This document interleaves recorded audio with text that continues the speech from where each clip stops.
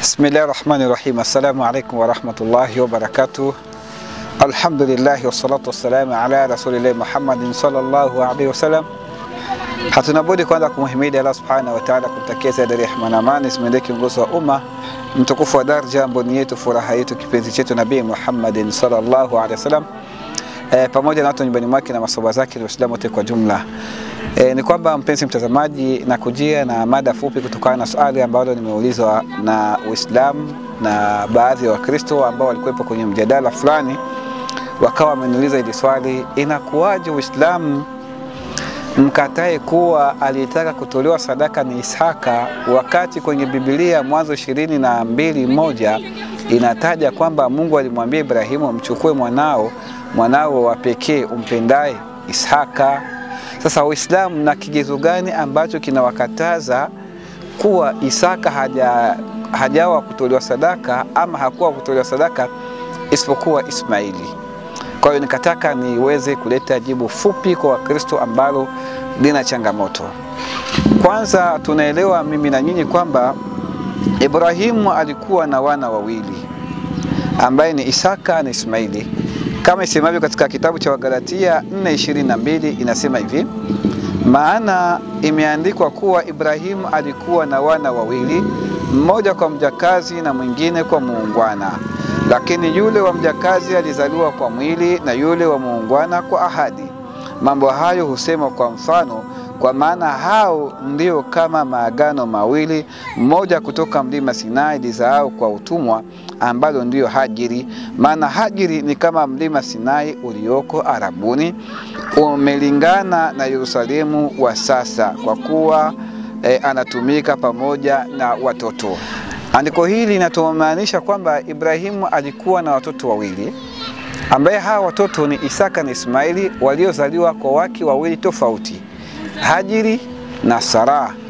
Lakini vile vile katika kitabu hicho cha Mwanzo inaweka wazi ya kwamba aliyeombewa kutoa sadaka ni Ibrahimu, ndiye alitakikana atoe sadaka, kama isemavyo maandiko ya Mwanzo 22:1-2. Nasema ikawa baada ya mambo hayo Mungu alimtokea Ibrahimu akamwambia, ewe Ibrahimu, naye akasema mimi hapa. Akasema umchukue mwana wako wa pekee umpendaye Isaka, ukaende zako mpaka nchi ya Moria, umtoe sadaka ya kuteketezwa huko juu ya mlima mmojawapo nitakao kuambia. Kwa hiyo mazingatio kwenye aya ambaye ameombewa kutoa sadaka ni Ibrahimu, ambaye huyu Ibrahimu alikuwa na watoto wawili. Lakini andiko lisemavyo linaonekana kwamba upande wa Kristo kusema kwamba alitaka kutolewa sadaka ni Isaka, kwa sababu jina linatajwa kwamba ni Isaka. Lakini hapa nataka tutumie hoja la kielimu, hoja la kueleweka. Andiko limesema, lakini tutafakari sasa maneno haya ya Biblia, au mimi msemaji niwe nimekosea au mwandishi awe amekosea. Kwa sababu Ibrahimu amekuwa na watoto hawa wawili, lakini andiko linasema kwamba umchukue mwanao wa pekee umpendaye. Neno pekee katika msemwa maana yake hana mwingine zaidi ya huyo alikuwa naye. Na tunafahamu kwamba aliyemzaa Isaka ni Sara, ambaye Isaka ni mtoto wa pekee kwa Sara, si mtoto wa pekee kwa Ibrahimu. Maana hapo Ibrahimu tayari alikuwa mshamzaa nani? Ismaili.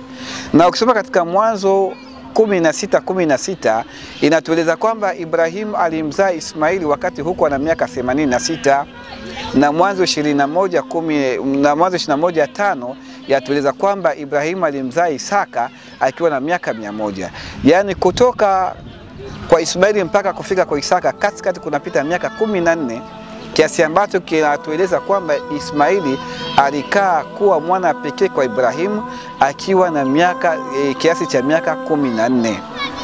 Na hapo ndipo tuelewa kwamba Mungu aliposema kwamba mchukue mwanao wa pekee, maana yake Mungu alijua kwamba kuna mtoto ambaye Ibrahimu anaye, hana mwingine kinyume chake. Na huyu tunamwona kwamba alikuwa hapa anatajwa kwamba alikuwa mtoto pekee. Hapo tunaona kwenye andiko anataja kwamba ni Isaka. Sasa wewe futa akili yako vizuri, inakuwaje Ibrahimu aombewe mwana pekee atajwe kwamba ni Isaka, wakati huku Ibrahimu yuko na mtoto mwingine ambaye ni nani? Ni Ismaili. Maana yake hapa ndio tunataka tukague sasa maneno haya yamekakaaje mpaka atajwe Isaka kuwa ndiye mwana pekee kuliko atajwe nani? Atajwe Ismaili. Ndio maana katika kitabu cha Yeremia 8:8 inasema hivi: mwasemaje sisi tuna akili na Taurati ya Bwana tunao pamoja nasi, lakini tazama kalamu yenye uongo ya waandishi imeifanya kuwa uongo.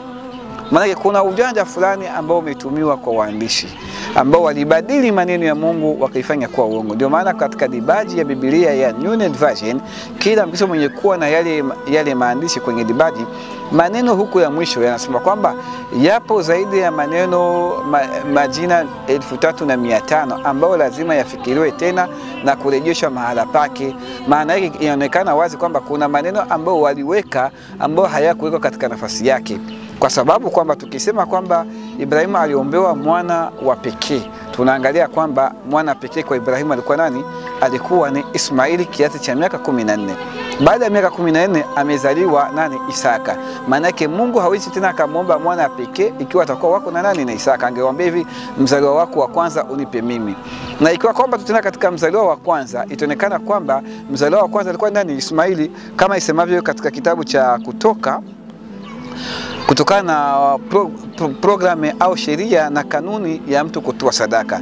Katika kitabu cha Kutoka 22:29 hadi 30 inasema hivi: usikawie kuleta malimbuko ya matunda yako na ya vinywaji vyako, mzaliwa wa kwanza katika wanao waume utanipa mimi. Kwa sheria ya Mungu kuomba sadaka, hata kule kwa Musa alimwambia kwamba mwanao wa kwanza utanipa mimi kama sadaka katika watoto wako wanaume. Na Ibrahimu alikuwa na watoto wanaume hawa wawili, Isaka na Ismaili. Kwa hiyo Mungu anataka mzaliwa wa kwanza ndo atolewe sadaka. Itakuwaje aletwe Isaka mbele ya Ismaili wakati yeye ndio mzaliwa wa kwanza wa Ibrahimu? Lau kwamba Mungu angeomba mwanamke ndo atoe sadaka mzaliwa wako mwana pekee wako kwa mwanamke, basi Sara angemtoa nani? Angemtoa Isaka. Lakini cha ajabu, Sara hajaomba yeye atoe sadaka. Aliyeombwa kutoa sadaka ni Ibrahimu ambaye alikuwa na watoto wawili. Ndio maandiko yakasema kwamba na hao ni kama maagano mawili, Isaka na Ismaili, ambao hao walikuwa na watoto wa nani?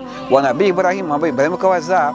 Kwa hiyo nadhani kwamba ndugu yangu wewe ambaye ulikuwa na dukuduku kujiuliza ni kigezo gani ambacho Uislamu anatumia kwa kukanusha ile andiko la 22:1 kwamba sio Isaka bali ni Ismaili, basi mapito ndo hayo, na mimi kwamba utakuwa umeyazingatia yale ninayokuletea ili kwamba upate faraja. Wabillahi tawfik. Kama utakuwa na la kuongea kwenye comment, kuna nafasi yako, na kushare kwa wale wachungaji ambao unajua kwamba ni mabingwa wa maandiko, wanaweza wakatuomba nafasi ya kujadili nao. Na hii ndio msimamo ambao utawaonesha kwamba alitaka kuchinjwa kwa mujibu wa Biblia ni Ismaili wala sio Isaka. Lakini kuandikwa jina Isaka ni ubunifu wa waandishi walioweka hayo, na yako katika maandiko mengi ambayo yanaonekana wazi kwamba waandishi waliweka tamaa yao mbele wakaacha maneno ya Mungu kama ilivyo. Mungu akuongoze na kulipe kila la kheri. Wassalamu alaikum wa rahmatullahi wa barakatuh. Duke TV1, harakati zetu, mawaidha, mihadhara na matokeo ya jamii kupitia simu yako ya mkononi. Pamoja na Duke TV1, miski ya roho, unachomokaje?